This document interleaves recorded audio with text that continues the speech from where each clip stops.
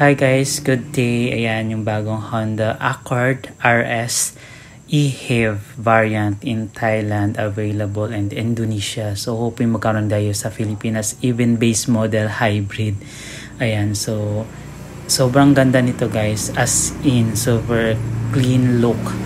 Tsaka ang forma nito kasi nasa RS variant na siya guys. Ayan yung all new Accord.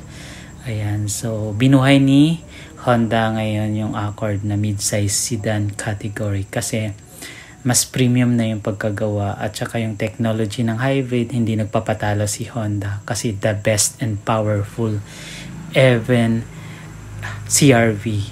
Ayan, so yan guys yung the best Accord today. Thank you so much.